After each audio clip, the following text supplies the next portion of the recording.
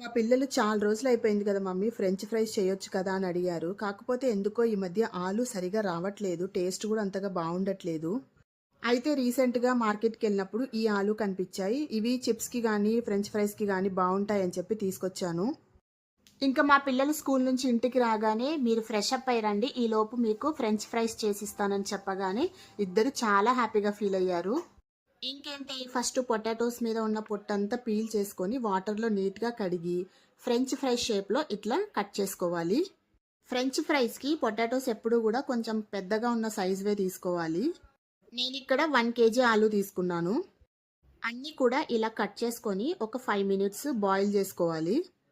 ఇప్పుడు ఒక 75% ఉడికింది అనుకున్న తర్వాత వాటర్ మొత్తం వడకట్టేసి క్లాత్ పైన వేసి మంచిగా ఆరబెట్టేసి తర్వాత ఒక బౌల్లోకి తీసుకొని కార్న్ఫ్లోర్ వేసి కలిపి పక్కన పెట్టుకోవాలి.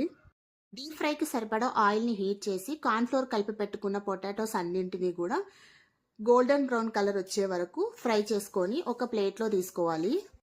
ఇలాగే అన్నింటినీ ఫ్రై చేసుకొని మనం తీసుకున్న క్వాంటిటీకి ఎంతైతే అవసరమో అంత సాల్ట్ కొంచెం కారం యాడ్ చేసి బాగా మిక్స్ చేసి సర్వింగ్ బౌల్లోకి తీసుకొని కెచప్తో సర్వ్ చేసుకుంటే చాలా బాగుంటుంది. మనం రెస్టారెంట్కి వెళ్ళినప్పుడు ఆర్డర్ చేసుకొని తింటే ఎలా ఉంటుందో సేమ్ అలాంటి టేస్టే వచ్చింది.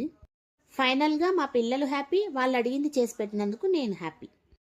ఫ్రెంచ్ ఫ్రైస్ నచ్చినట్లయితే ప్లీజ్ లైక్ చేసి సబ్స్క్రైబ్ చేసుకోవడం మాత్రం మర్చిపోకండి.